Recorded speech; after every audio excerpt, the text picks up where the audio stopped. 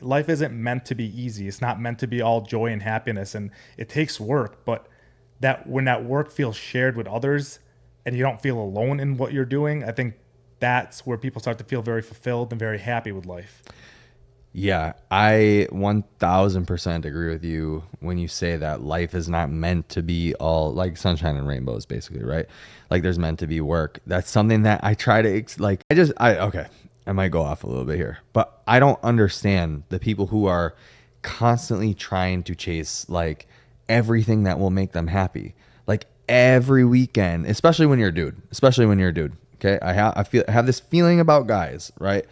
That every single weekend you're going out getting drunk, or you have to go to some sort of event. You have to be doing like, you think that these are the things that are making you happy. You're like getting fucked up every weekend. You're like hanging out with these random fucking girls all the time. You're smoking like weed and doing all this shit. And I'm like, there's a reason why you're constantly on the chase for that every single weekend. There's a reason why when it's Monday, Tuesday, it hits you that you're unhappy and you're already looking forward to the weekend. It's because you haven't figured out purpose and like what is going to drive you every single day. So that's why you're chasing this high every single week. I'm like, oh my gosh, dude, I cannot.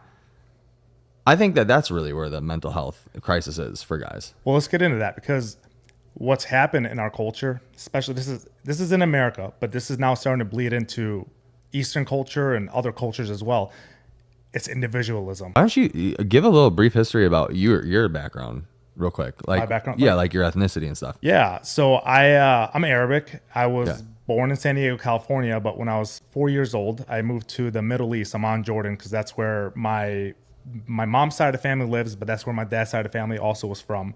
But they had migrated in the 70s to America, so they were living in San Diego, and that's my dad met my mom in Jordan, brought her back to San Diego, had me and my sister, and then when I was 4 years old, we moved back to Amman, Jordan. And then I lived there for 5 years in the Middle East, where, such a different culture, such a different way of life, which is funny because I just recently went back and kind of got reminded of some of that and the difference that you see between here and there. But then I came back to America when I was 9 years old, and I've been here since I was 9 in the Midwest, which, I mean, I'm very glad my dad brought us back to the Midwest, because I love being a Midwest guy now. I love Wisconsin. I don't want to live on the East or West Coast.